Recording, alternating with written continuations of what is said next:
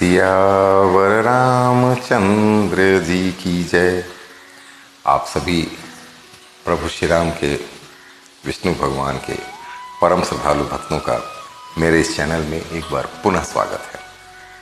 आइए हम पतित पावनी और कलयुग के सारे तापों पापों का हरण करने वाली इस विशुद्ध और पवित्रतम कथा को सुने, जिसका नाम श्री रामचरितमानस है, तुलसीदास जी कृत।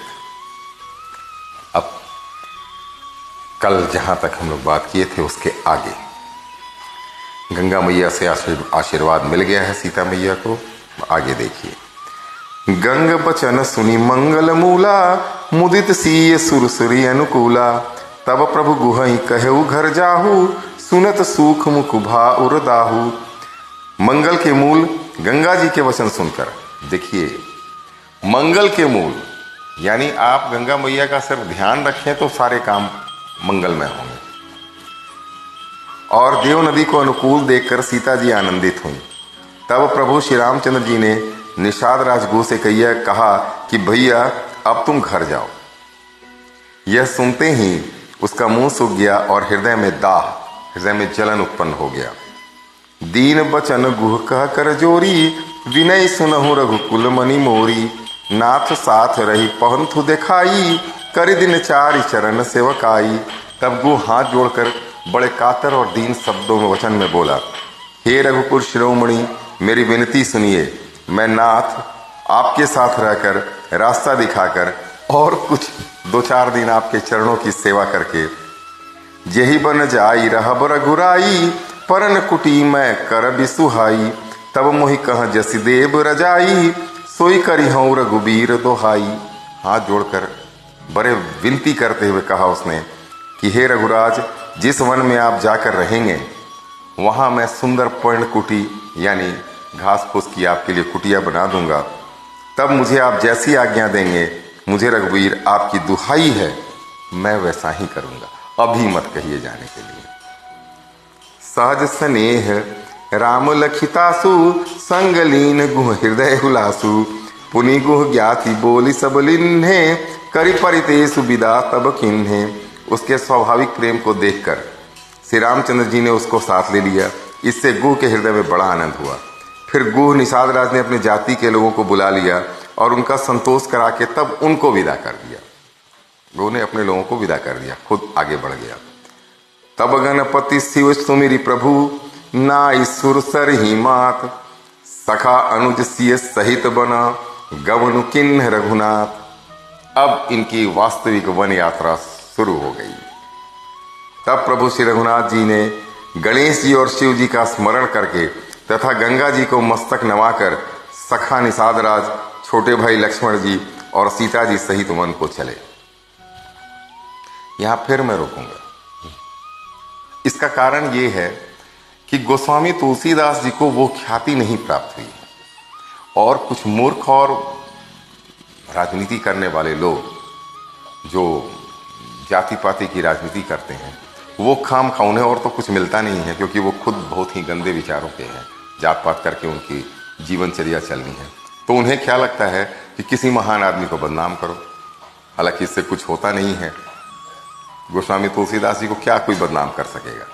फिर भी ये फर्ज बनता है मेरे जैसे लोगों का कि हम उन बातों को बार बार दोहराएं कि ये जो लोग बार बार दोहरा करके उन्हें बदनाम करने की कोशिश कर रहे हैं, कुछ तो प्रभाव पड़े उन पर। देखिए यहां पर प्रभु श्री राम क्या लिख रहे हैं तुलसीदास जी, उस पर गौर कीजिए कि प्रभु श्री राम गणेश जी और शिव जी का स्मरण करके, सबसे पहले गणेश जी, फिर शिव जी का तो स्मरण वो हमेशा करते ही हैं।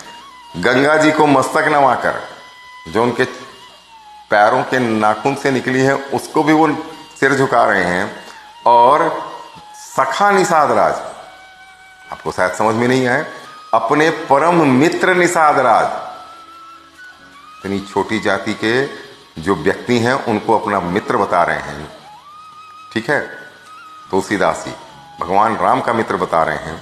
छोटे भाई लक्ष्मण जी और सीता जी सहित वन को चले। उस तेही दिन भयउ बिटप तरवासु, लखन सखा सब किन्ह सुपासु। प्रात प्रात कृत करी रघुराई, तीरथ राजु दीख प्रभु जाई। उस दिन पेड़ के नीचे निवास हुआ। लक्ष्मण जी और सखा गुह ने विश्राम की सब सुव्यवस्था कर दी। प्रभु श्री रामचंद्र जी ने सवेरे प्रातः काल की सब क्रियाएं करके जाकर तीर्थों के राजा प्रयाग के दर्शन किए। अयोध्या से निकले, प्रयागराज गए। सचिव सत्य श्रद्धा प्रिय नारी, माधव सरिस मीतु हितकारी। चारि पदार्थ भरा भंडारू, पुण्य प्रदेश देश यति चारू।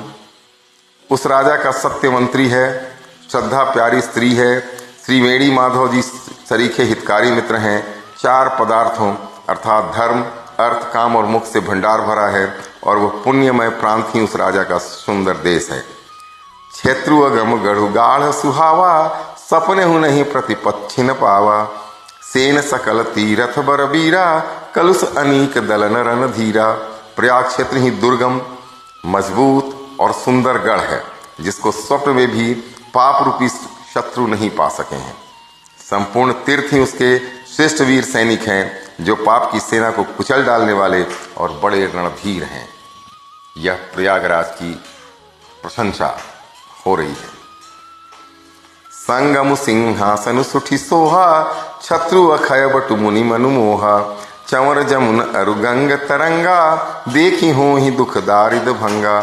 गंगा, यमुना और सरस्वती जी का संगम ही उसका अत्यंत सुशोभित सिंहासन है।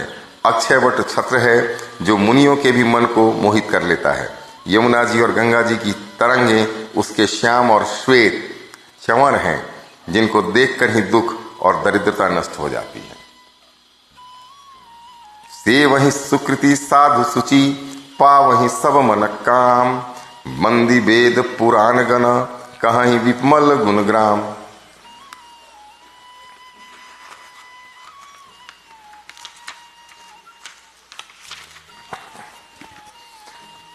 पुण्यात्मा पवित्र साधु उसकी सेवा करते हैं और सारे मनोरथ अपना पूरा ले लेते हैं। वेद और पुराणों के समूह भाट हैं, जो उसके निर्मल गुणगणों का बखान करते हैं। प्रयागराज का जो कही सकई प्रयाग प्रभाऊ, कलुष पुंज कुंजर मृगराऊ। अस तीरथ पति देखी सुहावा, सुख सागर रघुबर सुख पावा। पापों के समूह रूपी हाथी को मारने के लिए सिंह रूपी प्रयागराज का प्रभाव, महत्व अर्थात महात्म्य कौन कह सकता है। ऐसे सुहावने तीर्थराज का दर्शन करके सुख के समुद्र रघुकुल श्रेष्ठ श्री राम जी ने भी सुख पाया। कही सिय लखन ही सखही सुनाई, श्रीमुख तीरथ राज बढ़ाई। करि प्रणाम देखत बन बागा, कहत महात्म यति अनुरागा। उन्होंने अपने श्रीमुख से सीता जी, लक्ष्मण जी और सखा गुह को तीर्थराज की महिमा कहकर सुनाई। उसके बाद प्रणाम करके वन और बगीचों को देखते हुए और बड़े प्रेम से प्रयागराज का महात्म्य कहते हुए, यही विधि आई बिलो की बेनी, सुमिरत सकल सुमंगल देनी। मुदित नहाई किन्ह शिव सेवा, पूजी जथा विधि तीरथ देवा। इस प्रकार श्री राम ने आकर त्रिवेणी का दर्शन किया, जो स्मरण करने से ही सब सुंदर मंगलों को देने वाली है। फिर आनंद पूर्वक त्रिवेणी में स्नान करके शिव जी की सेवा की, पूजा की और विधि पूर्वक तीर्थ देवताओं का पूजन किया। तब प्रभु भरद्वाज पहीं आए, करत दंडवत मुनिउर लाए। मुनि मन मोद न कछु कही जाई, ब्रह्मानंद राशि जनु पाई। स्नान पूजन आदि सब करके तब प्रभु श्री राम जी भरद्वाज जी के पास आए। उन्हें दंडवत करते हुए मुनि ने हृदय से लगा लिया। मुनि के मन का आनंद कुछ कहा नहीं जाता, मानो उन्हें तो ब्रह्मानंद की पूरी राशि ही मिल गई है। दिन्ही शीस मुनि सूरा, अति आनंद वस जान। लोचन गोचर सुकृत फला, मनहु किए विधियान। मुनीश्वर भारद्वाज जी ने आशीर्वाद दिया। उनके हृदय में ऐसा जानकर अत्यंत आनंद हुआ कि आज विधाता ने श्री सीता जी और लक्ष्मण जी सहित प्रभु श्री रामचंद्र जी के दर्शन कराकर मानो हमारे संपूर्ण पुण्यों के फल को लाकर आंखों के सामने कर दिया।